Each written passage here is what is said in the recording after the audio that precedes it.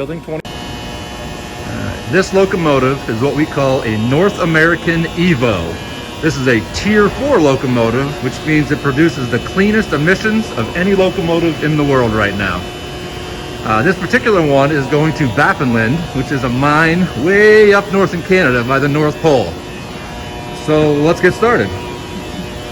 Up front here, we have a coupler, and that is how two locomotives connect to each other. Here's the brake pipes and all the other air piping that connect them.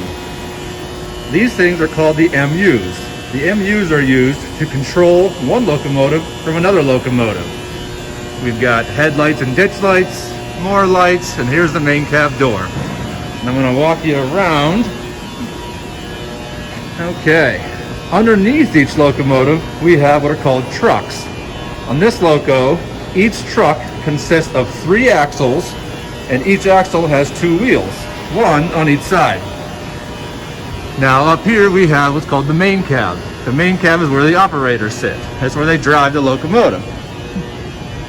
Next up, we have the aux cab, the blower cab.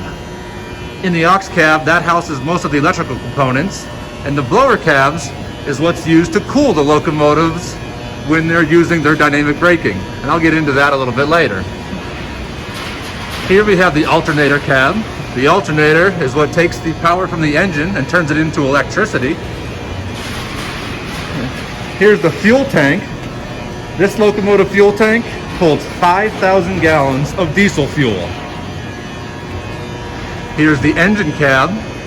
This one houses a 16-cylinder Tier 4 Evolution engine built in Grove City, Pennsylvania. And then we get to the radiator cab. We call it the rad cab.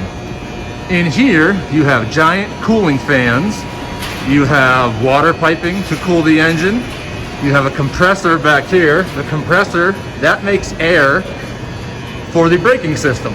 The brakes on this, you have 2 types. You have an air brake, and then like I said, you have it called a dynamic brake. And this is the number 2 truck.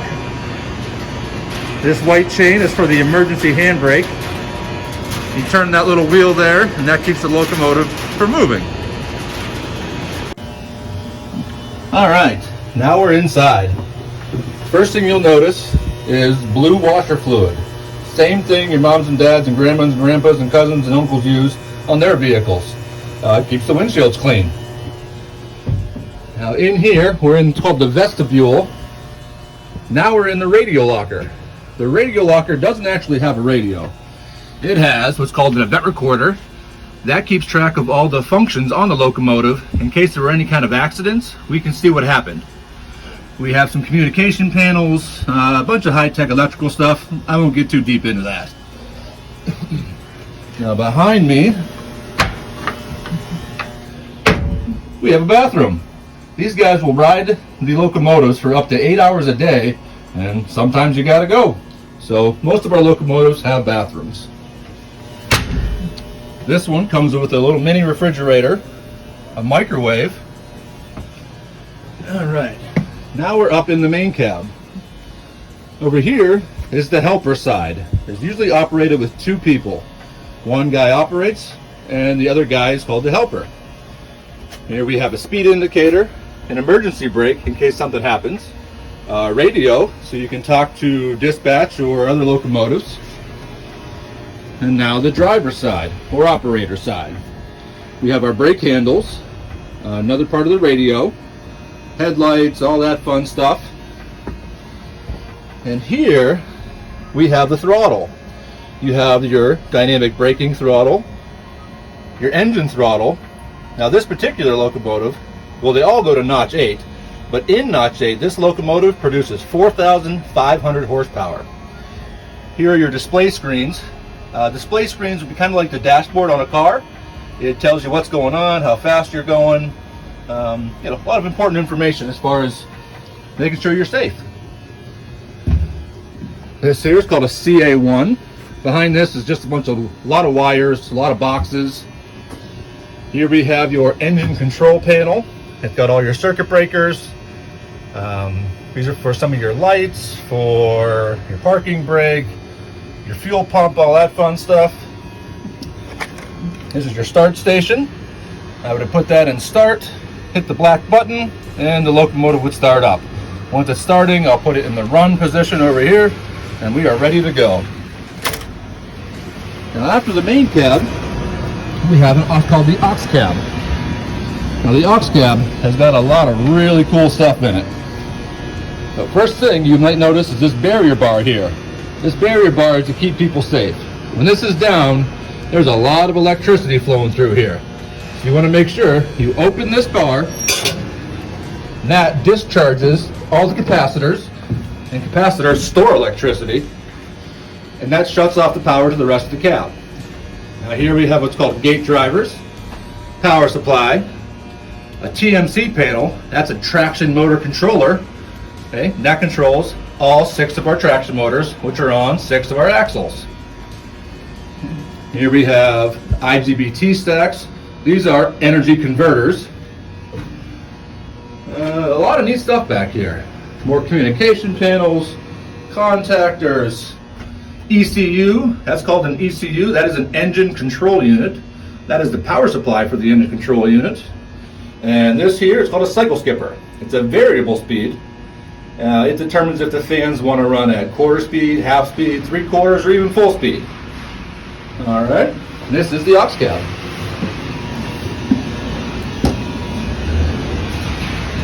Next up, we're going to look at the alternator cab.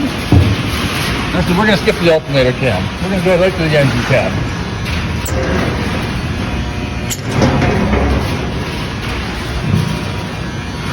We got these really high doors, keep everything protected. Okay. This is a cylinder. I said earlier this is a 16-cylinder Tier 4 locomotive.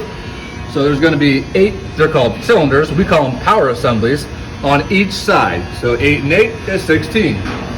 The part in the middle there is your exhaust manifold. So as these cylinders are burning, they put off a lot of exhaust, just like a car does, and it's got to go out somewhere. And it goes through the exhaust manifold, then out the exhaust on the roof. That is your engine.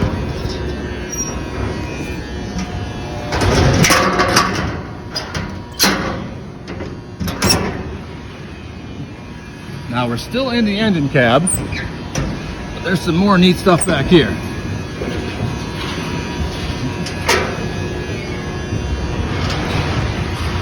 Back here we have oil coolers, oil pumps, water pumps.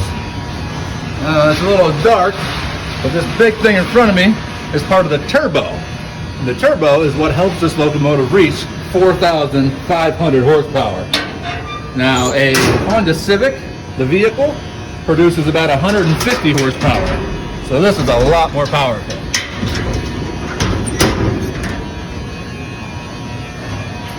Okay, I'll take a quick peek at the compressor. And the compressor, like I said earlier, makes air, or I'm sorry, stores air so we can use our brake system. So the compressor, this one here is a Wabtec built compressor. You'll notice it's almost like a little engine. I've got a cylinder head here, a cylinder head here, a radiator there, and then a cooling fan back here. This pumps and pumps and pumps and stores air. The air is stored in what's called MR tanks. MR stands for main reservoir. Now the locomotive has a bunch of sensors on it that detects if the MR tanks get too low of air, the compressor comes on and builds up more pressure. And then once it gets to a full enough level, it stops. So let's go down the stairs again.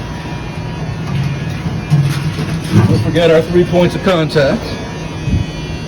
Now these are our brake cylinders. When I use my brake handle, which I showed you in the main cab, this thing here pushes out and it applies these to the wheels. Now these can't stop as quick as a car can, so locomotives really need to know where they're going and how long it's going to take them to stop. Now I know I mentioned the MR tanks. These are the MR tanks. We have an MR1 and MR2. This is called a safety valve. If the tanks get too full, air will seep out of this and make a popping noise. We call it a safety pop-off. Here's where we put the fuel in. Like I said, 5,000 gallons fit in this one here. Now this little guy here is pretty neat. This is called a transponder. At all the crossings, now when I say crossing, I'm talking about when you're going across the road and the two arms come down and the lights are flashing, okay? They have a reader. And as the locomotive goes by, it reads this tag and it keeps track that Baffinland 7008 has just gone past, so it keeps track where all the locomotives are. Again, it's another safety feature. No, I enjoyed making it for you. Thank you.